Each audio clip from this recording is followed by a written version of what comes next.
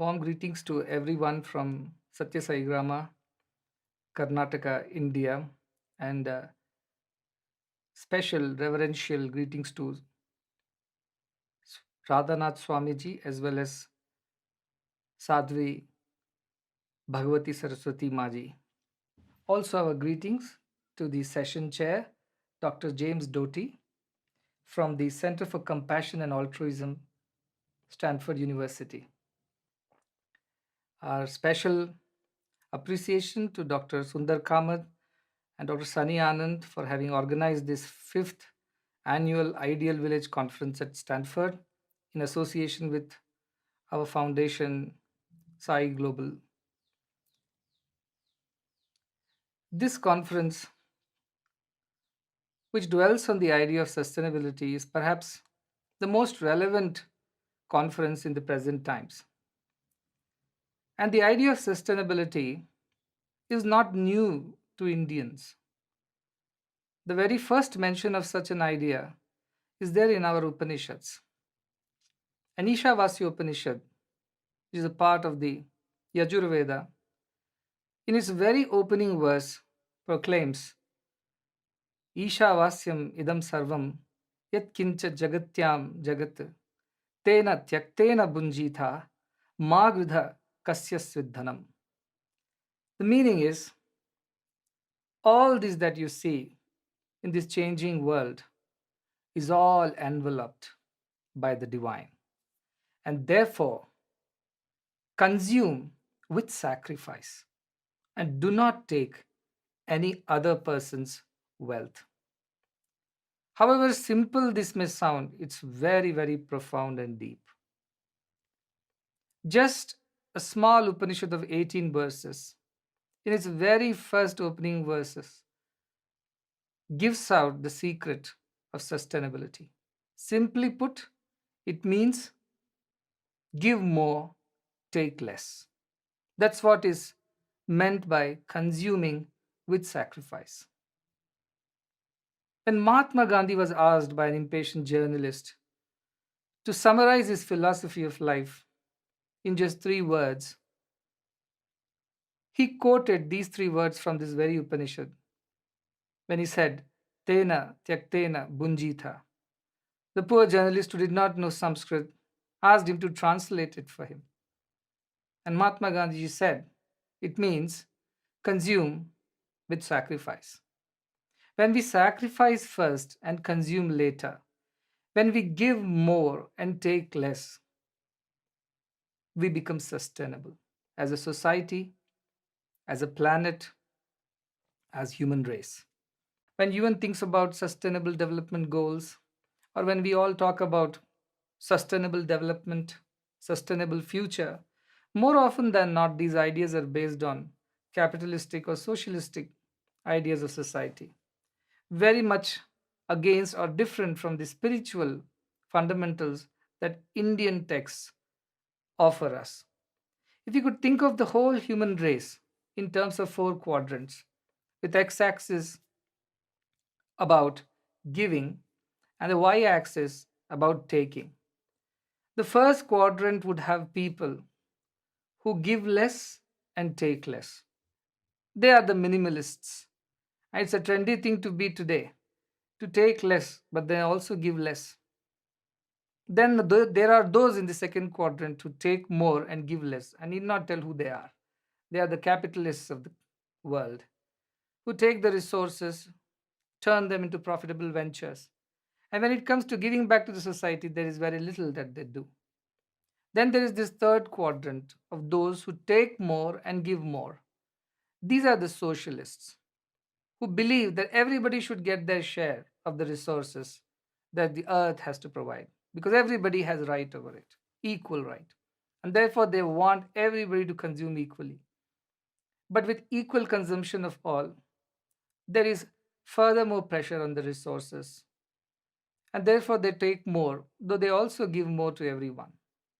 But none of these three are sustainable ideas. The fourth quadrant, which talks of people who give more and take less, they are the ones who can create a sustainable future. They are the spiritualists of the world. The capitalists, the socialists, the minimalists can at best do less damage, but they cannot correct the existing situation. They can take less from the nature, but they cannot replenish it. Only spiritualists are those when they not just reduce, not just recycle, not just reuse, but refuse to take what they don't need. The world has a hope to become sustainable. Saint Francis of Assisi would pray, O Divine Master, grant that I may not so seek to be consoled so as to console. When he prays this way, he only prays that I give more and take less. To be understood as to understand, to be loved, love with all my soul. In his prayer, what he essentially says is that I should always be ready to give more than what I receive. This is the simplest way to a sustainable planet, sustainable societies, sustainable relationships, sustainable happiness in life. Give more, take less. When we believe that we are born not to take but to give, when we know that we are here to serve and not to rule, when we realize that we are here to sacrifice, not to accumulate, we become sustainable. When the late American President John F. Kennedy said in his famous inaugural address, ask not what your country can do for you, ask what you can do for your country, he just meant that. When we change our attitude from what can I get to what can I give, sustainability is the natural outcome. As an American proverb goes, we do not inherit the earth from our ancestors, we borrow it from our children. And that's precisely the second part of the verse, which says, do not take another man's wealth. We don't own this earth, we hold this earth in trust for our children, for our future generations. And it should only be looked at from that point of view and not from the point of view of having any rights, but only responsibilities towards passing on a better planet to the future generations than what we have inherited from our ancestors. This would not be possible unless we sacrifice our selfish desires of consuming endlessly and instead exercise restraint in our ways. On a lighter note, during these unprecedented COVID pandemic times, when consumerism is nosediving and most of the economies are plunging, somebody sent me a message which said, when we don't buy things now which we don't need with the money that we don't have, the economies are plunging. That is the story of economic bubbles. That is the story of the world that we live today in. Just because we have access to finances, just because we have access to cheap debt, that does not give us the right to buy more than what we need. When we buy mindlessly, borrow endlessly, what are we doing essentially? We are causing an artificial price rise of even essentials that are required for every man's survival, and thereby making them unaffordable to the common person. Just because we have access to money does not give us the right to consume more. All the economic bubbles, be it the Great Depression of 1930, to the dot com bubble, to the recent subprime mortgage crisis, the world has witnessed the downside of borrowed financial growth fueled by senseless lending and mindless spending. And the root cause of it all is simply taking more than what we need out of sheer greed. Mahatma Gandhi said, there is enough for everyone's need, but not for everyone's greed. Therefore, all that is not a need is simply all that which does not belong to us. That is another man's wealth, as per the Upanishads. A BBC report by the title How Many People Can Live on This Planet Earth, that by the end of this century, we will have more than 12 billion people, humans, inhabiting this planet Earth. They also said, very interestingly, that if every person on Earth, on an average, starts consuming as much as an average Indian does, then the Earth's resources can sustain up to 15 billion people. But the catch is here. If everyone on Earth starts consuming as much as an average North American does, the Earth has only so much resources to support 1.5 billion people, and we have gone past that figure probably 5 times by now. Therefore, the only way to sustain the planet, its resources, is to consume less and consume only what is very, very necessary. And just because you have the rights, you have the money, you have the might to take more than what you need, you should not. That's the responsible behavior that is called for in order to create a sustainable future. The monetization of essential commodities, commercialization of essential services have led to an unsustainable world. Today, we trade in futures of food grains without bothering about food for our future. We sell services like education and healthcare and burden the sick and the students alike under burgeoning debts. And US is completely aware of the $1 trillion debt or $1.5 trillion that is there in student debt, causing depression, suicides, and all kinds of other immoral practices in corporates. Is this the way we can create a sustainable future? Definitely not. Therefore, the need is to revisit our past.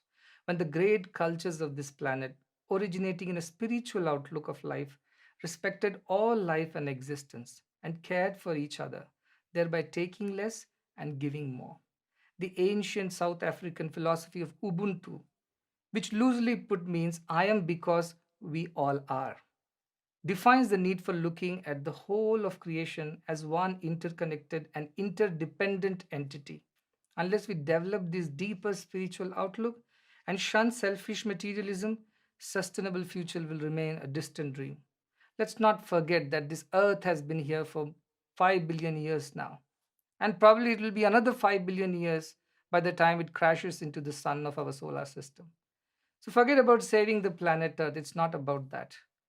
We as a human race in their modern avatar have emerged only probably 200,000 years ago. And if you can think of whole of Earth's life as one full year, humans have appeared 1 minute before the midnight of December 31st. And that says volumes about who needs to be saved. It's not the earth which needs saving, it's the human race which needs saving. And it is in our own favor that we behave responsibility so that we as a human race would survive, so that we as human societies would pass on this legacy to our future generations. And for our sake and for the sake of our future generations whom we owe this planet, we need not merely reduce, reuse, or recycle, but actually refuse to consume more than what we need to. Without the way we lived in our past, firmly rooted in our spiritual togetherness, there is no future, let alone a sustainable future. These are the thoughts that have come from the very ancient texts of most of the world cultures. Take less, give more. That is the secret to sustainability. And on this occasion, when there are so many intellectuals, so many scientists, technologists, educationists, and people from all other walks of life, very eminent people have gathered to deliberate on this idea of sustainability, I want to request them on behalf of us who are there in India. India lives in its villages, said Mahatma Gandhi, way back in 1940s. And it is true till today. While a part of India lives in the cities, there is the other India that lives in villages. Cities have had unprecedented, unbridled, almost mushroom like growth. And all these principles of sustainability have been thrown to winds in the wake of the tremendous pressure to provide for the ever increasing population in the cities. But if India needs to develop as a whole, and I may to some extent be able to generalize it for the rest of the world, where there are developing countries, what we call third world countries, and there are the developed countries. And if you take an average of the whole world, there are a large number of people living in the developing countries akin to the villages in India. So the next phase of growth is about growing these villages, growing these developing countries. And the policies, the principles, the methodologies have to be very different from what has happened in the cities. We cannot afford to repeat these mistakes that we made while developing our cities. We have to retain the originality, the traditions, the culture, the naturality of our villages, at the same time provide them with the modern technology, facilities, amenities, which will make their lives easier, comfortable, and safer. There is much to be done in the field of providing safe drinking water, energy, maternal health, children's health, malnutrition, infrastructure in villages, veterinary sciences, and a whole lot of things. But if this time we can learn from our past and depart from the present that are facing, we can build a much more beautiful, a much more sustainable future than we can ever imagine. So I invite you all to draw from these great ancient spiritual ideals of human civilizations, which respected all creation, which believed in the interconnectedness of the entire planet, which was convinced that either we all live together or else we all will die together. Let us depend on these ancient ideas, and therefore, our past alone can create our future, our sustainable future. I'm very honored to be here this way, which is the new normal now, but I'm happy to be here to discuss some of these ideas with all of you, and I look forward to a lasting participation in terms of our efforts to create a sustainable future for the human race. I invite you all to come to India, work with us to help develop our villages and make this world, as they say, a better place, a sustainable place to live in.